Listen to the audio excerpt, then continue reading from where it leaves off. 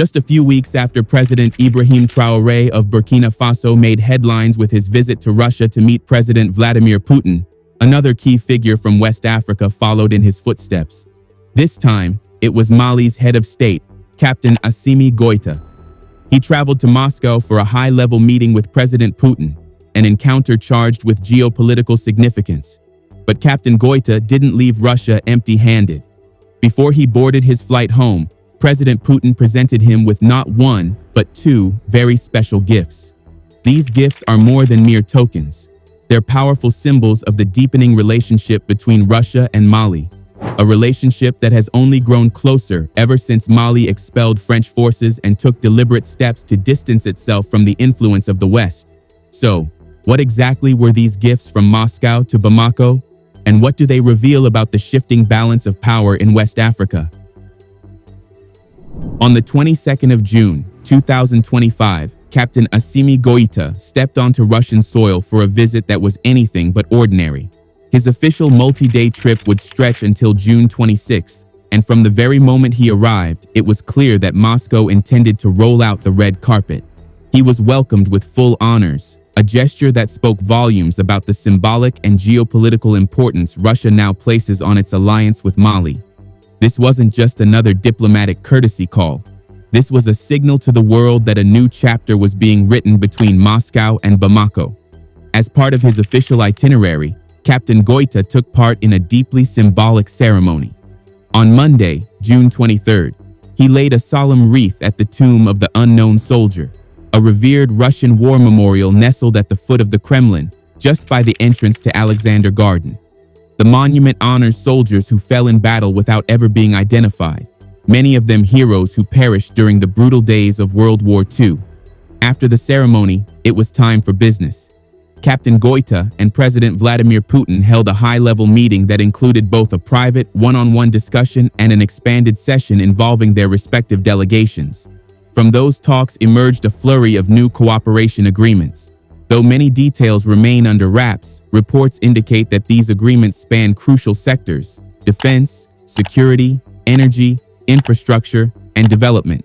Each one represents a vital area of mutual interest for both nations, signaling that this partnership is growing deeper, broader, and more strategic than ever before. It was during this high-level meeting that President Vladimir Putin presented Captain Assimi Goïta with two extraordinary gifts, and one of them was nothing short of groundbreaking. Russia offered Mali access to nuclear energy for peaceful purposes. This is no small gesture. Nuclear energy has always been one of the most sensitive and controversial topics in global politics. Its destructive power has led to strict international controls, with countries like Iran facing heavy sanctions and bans over their nuclear ambitions. Yet here was Russia, stepping forward to sign an agreement that would help Mali develop nuclear technology, not for weapons, but for economic progress. For Mali, the offer couldn't have come at a more critical time. The country is battling a severe energy crisis. The existing infrastructure simply isn't enough to meet the needs of Mali's growing population. Electricity shortages are frequent, leaving homes dark and businesses struggling to survive. At times, neighboring Niger has stepped in, supplying fuel to help Mali keep the lights on. But everyone knows that's just a temporary fix, not a lasting solution. President Goïta and his administration have been searching desperately for a permanent way out of this energy nightmare. And now, it appears that Russia has arrived with a lifeline. This nuclear energy agreement could change everything for Mali, lighting up cities, fueling industry, and unlocking new paths for economic development. But it also signals something even bigger: a deepening bond between Russia and Mali, and a new chapter in the shifting geopolitical landscape of West Africa. According to reports, Mali has officially signed a draft agreement with Russia on the peaceful use of nuclear energy. The deal was struck in partnership with Russia's state-owned nuclear giant, Rosatom. This isn't just any ordinary contract. It's an innovative pact designed to help Mali tackle its crippling energy crisis. It promises to develop nuclear infrastructure, transfer vital skills and technology, and train local personnel to run and maintain the new systems. And this, right here, is why some argue that Russia is proving to be a better partner for Africa than the West. Because when Western nations come knocking with offers to build infrastructure, there's often one glaring omission. They almost never include genuine technology transfer or skill building for local workers. And yet, that's exactly what Africa desperately needs if it's ever going to fully industrialize and break free from the cycle of dependency. There's a reason for this. The uncomfortable truth is that many in the West want Africa to remain dependent, especially when it comes to advanced technology and industrial capability. That's why Western companies have long been reluctant to set up factories on African soil that can transform raw materials into finished goods.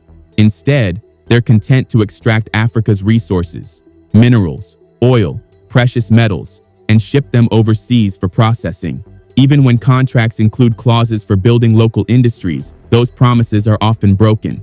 Time and again, we've seen Western companies default on such deals. It's happened in the Sahel region. It's happened in Senegal. It's happened in Gabon. And so, when Russia steps forward not only with infrastructure promises but with genuine commitments to train local talent and share technology, it signals a different kind of partnership, one that could help reshape Africa's economic future. The question now is whether this new path will finally break the old patterns and bring true independence and prosperity to countries like Mali. Perhaps it's precisely because of these broken promises that so many African nations are finally taking a stand. Across the continent, countries are beginning to ban the export of raw minerals, expel foreign mining companies, and tear up agreements that have long favored outsiders over their own people. But when it comes to the relationship between Russia and Mali, the situation feels entirely different. Russia hasn't just offered to build a nuclear power plant in Mali. It's also committed to transferring the skills and technology needed to run it, and to training Malian engineers to master this knowledge themselves. That, right there, is a massive gift. It's concrete proof that Russia's interest in Africa goes beyond speeches or symbolic gestures. It's a sign that Russia might actually want to see Africa rise and prosper. Think about it for a moment. Has any Western nation, whether it's the United States, the UK, or France, ever truly offered Africa a genuine transfer of skills and technology on this scale? More often than not, Western countries are content to send monetary aid, funds that too often disappear into the pockets of corrupt politicians, never reaching the people who need it most. The uncomfortable truth is this: any nation that's sincerely invested in Africa's growth should focus less on handing out money and more on empowering Africans with knowledge and technology. But the West won't do that. And do you know why? Because they know something crucial. With the right skills and the right technology, Africa has the potential not only to compete with the West, but to surpass it. And that's a future the old powers are afraid to see. So, let's call it what it is. What Russia has given to Mali is nothing short of a monumental gift, and for that, many are tipping their hats to President Vladimir Putin. According to reports, this nuclear energy agreement is poised to become a game changer for Mali.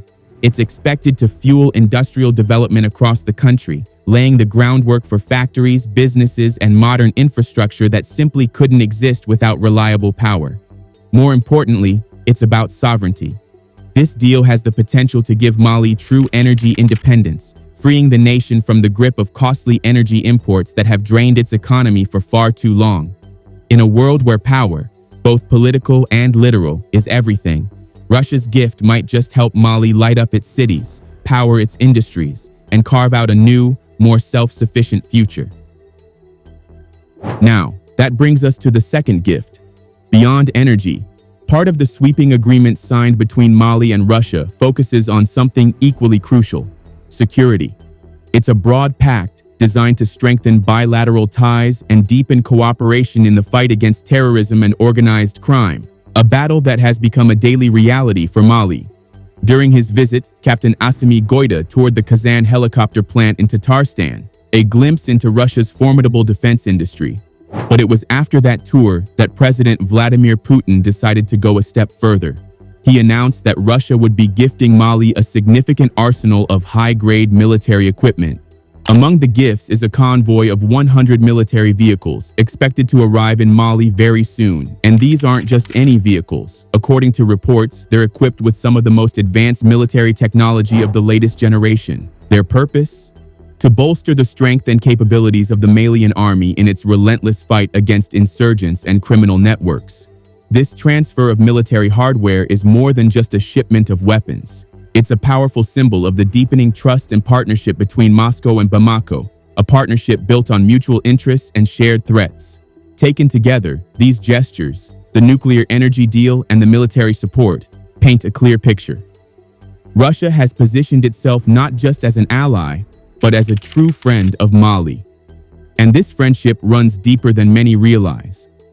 According to President Putin, Captain Goïta's recent visit marks 65 years of diplomatic relations between the two nations. Yet, Western media often distorts this narrative, making it seem as if the relationship only began after Mali expelled France. But the reality is different. Even when France and Mali were still on good terms, Mali maintained diplomatic ties with Russia. It's just that today, those ties have grown stronger than ever before. And as the geopolitical winds continue to shift across West Africa, the bond between Mali and Russia looks set to become even more significant in the years to come. Yet, for all the progress between Russia and Mali, there's no denying one thing. The growing strength of this relationship has deeply rattled the West. It's almost as though Mali has committed some kind of unforgivable sin by choosing to deepen its ties with Moscow. The mere act of forging a new path seems to have become a source of suspicion and outrage. We only have to look back to earlier this year to see why. Mali made headlines when it announced the arrival of several convoys carrying massive military firepower into the country. It was a striking show of strength. Half the vehicles in those convoys were heavy-duty trucks, including armored Kamaz trucks and specialized engineering vehicles. But the real shock came with the rest of the cargo. T-72 B-3M tanks, BMP-3 infantry fighting vehicles, BTR-82A 8x8 armored personnel carriers, as well as Spartak, Linsa, and Tiger 4x4 armored carriers. That convoy even included D-30 towed artillery pieces, anti-aircraft cannons, and a couple of military boats. It was a significant boost to Mali's defense capabilities. Then, just 2 days later, Colonel Assimi Goïta addressed the nation. In his speech, he talked passionately about building Mali's own national defense industry, a bold vision that includes manufacturing weapons, assembling light tactical vehicles, and producing ammunition and explosives right on Malian soil. But there was something telling about his words. He made no mention at all of the newly arrived convoy packed with firepower. Instead of simply minding its own business, the West immediately began to speculate. Whispers and questions spread like wildfire. Where did all this military hardware come from? How could Mali possibly afford it? It was as if the idea of an African nation acquiring modern weaponry or forging strong partnerships outside Western circles was simply too outrageous for some to accept. Yet Mali's message seems clear. The country is determined to chart its own course, with or without Western approval. Not surprisingly, the arrival of all that military hardware in Mali quickly drew the attention and the criticism of foreign governments. Among the first to release an official statement was the Ukrainian Ministry of Defense. They claimed to have uncovered a clue hidden in plain sight. According to their report, markings labeled H220 were visible on some of the equipment. These markings, they argued, indicated that the machinery had at some point been transported by rail, possibly through Russia. But the Ukrainian statement went even further. It alleged that Russia has deployed Wagner PMC units in Mali, a presence that has grown more active since the French military's withdrawal in 2022. The French forces had operated in Mali under the banners of Operation Serval and Operation Barkhane from 2013 until 2022, battling illegal armed groups, including ISIS, that were fighting to seize control of the country. According to Ukraine's Ministry of Defense, today, the local Malian population, backed by Western nations, is caught in a tense standoff against Russian mercenaries and what they call a pro-Russian Malian government. They claimed that the newly arrived military equipment would most likely be split between Wagner units and Malian government forces, all in an effort to strengthen operations against paramilitary groups and terrorist organizations wreaking havoc in the region. This statement from Ukraine underscores a deeper reality. Mali's shifting alliances and the growing Russian footprint in West Africa have become a fault line in a much bigger geopolitical contest, and the eyes of the world are now fixed on Mali, wondering what comes next. We'll circle back to Ukraine's statement shortly, but it's important to know that's not the only rumor swirling across the internet. Western media outlets have been busy spinning their own theories. One of the most persistent claims is that the military equipment delivered to Mali might have come from an entirely different battlefield, Syria. According to these reports, the story goes like this. In November 2024, a coalition of Syrian rebel groups launched a series of powerful offensives determined to bring down Bashar al-Assad's regime. Then, on December 8th, rebel forces breached Damascus. Facing imminent defeat, Assad fled the country and sought political asylum in Moscow. In the chaos that followed, Russia began withdrawing huge amounts of military hardware and troops from Syrian soil. Some of that equipment, they say, was diverted to Libya. Now, Western analysts are suggesting that another portion of that hardware may have quietly found its way to Mali, arriving there on January 17th. But here's the catch. There's no solid evidence connecting the dots. How exactly the story leaps from Syria's battlefields to Mali's convoys remains a mystery. Yet despite the lack of proof, these analysts are convinced. They argue that some of the military equipment evacuated from Syria is the very same hardware now appearing in Mali. Moreover, they claim the equipment isn't truly intended for the Malian armed forces, but instead is destined for use by Russian-backed paramilitary groups operating in the shadows. All of this remains speculation, layer upon layer of geopolitical intrigue with no confirmed trail. But it's clear that Mali's new alliances are fueling both hope and deep suspicion in capitals around the world. The speculation surrounding Mali's new military hardware has only intensified because of one more detail that analysts keep coming back to. Earlier reports highlighted ongoing construction at Bamako's Base 101. Satellite images captured in October 2024 and later analyzed by the Center for Strategic and International Studies, CSIS, revealed the rise of several large new buildings on the base. These structures look capable of housing hundreds of soldiers and storing significant quantities of military equipment. And so, the implied conclusion in Western circles is clear. Russia must be planning to set up a military base in Mali. And for many in the West, that's a nightmare scenario. Because in their narrative, Russia remains the ultimate villain, a force to be feared and contained at all costs. But here's the real question. What business is it of the West if Mali chooses to receive military equipment from Russia? How exactly does that decision threaten Ukraine, or the United States, or France? When the United States sends military aid and weapons to Israel, does anyone in Washington pause to justify those shipments to the global community? For decades, France and the United States have built bases across Africa, expanding their military presence under agreements signed with African governments. No one blinked when these deals were struck. And now, when Mali, Niger, Burkina Faso, and even Chad and Senegal choose to kick out French forces, they're doing so as independent sovereign nations. The point is simple. Mali is a sovereign country. If President Assimi Goïta believes that Russia can help him combat the security threats that France failed to eliminate, then he has every right to make that decision. Because at the end of the day, he is the leader entrusted with protecting his people and his nation's future. This isn't about global chess games. It's about Mali's right to chart its own course.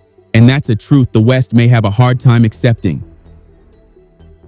Here's a simple truth that often gets overlooked. When Western leaders make decisions, African leaders don't line up to scrutinize their every move.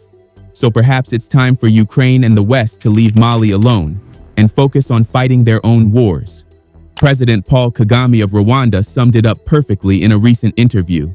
He urged African leaders to develop a thick skin and stop blindly following the dictates of the West. Kagame warned that, more often than not, Western advice lands African countries in chaos. And when things inevitably go wrong, the same Western nations either scold the African governments or swoop in with new solutions that usually create even more mess. So, Kagame insists, it's up to African leaders to stand firm and make decisions they believe are right for their own people. Meanwhile, the West continues to paint Russia and China as the ultimate villains, the great evils threatening the world order. And that's their business. But the leaders of the Sahel see things differently. They've chosen to embrace Russia and strengthen diplomatic ties with Moscow. And if you look at the situation critically, it makes sense. After all, the West has been Africa's so-called traditional partner ever since independence. Yet what does Africa have to show for it? If decades of partnership haven't delivered real progress or respect, then why exactly should African countries keep walking down the same path? For leaders across the Sahel, it's clear. It's time to explore new alliances and to forge a future on their own terms. Take Mali, for instance, a country that placed its hopes in France more than a decade ago. Back in 2013, Mali partnered with France to tackle its growing insecurity. In response, France launched Operation Barkhane, a military mission that lasted for 10 long years. From its foothold in Mali, France spread its military wings across the entire Sahel, bringing advanced intelligence networks and sophisticated weaponry into the region. Yet, despite all this might and technology, France failed to truly strengthen the Malian army. And more importantly, it failed to eliminate the relentless insecurity that continued to plague the country. At some point, the writing was on the wall. It would have been madness for Mali to keep partnering with France. After all, it's often said that insanity is doing the same thing over and over again and expecting a different result. A similar story played out in Niger. The United States established one of its most expensive military bases on Nigerian soil under the banner of counterterrorism. On paper, it sounded like a powerful alliance. In reality, it was far from beneficial for Niger. Under a controversial defense agreement, Niger found itself footing the bill for taxes tied to the American military's presence. Even more alarming, Niger had no idea how many U.S. civilian or military personnel were operating within its borders, or the amount of equipment deployed, or even the intelligence being gathered about terrorist threats. And perhaps the most shocking detail of all? The U.S. military wasn't under any obligation to help Niger fight militants. If the Nigerian government called for assistance in battling terrorists, the Americans could simply refuse. So that raises a crucial question. Of what use was this U.S. military cooperation to Niger? To the people of the Sahel, the answer became painfully clear. And that's why nations like Mali and Niger are now turning away from old alliances, determined to forge new partnerships that truly serve their interests. Now, just like France, the presence of the United States in the Sahel didn't magically transform the security situation. And that raises a stark, uncomfortable question.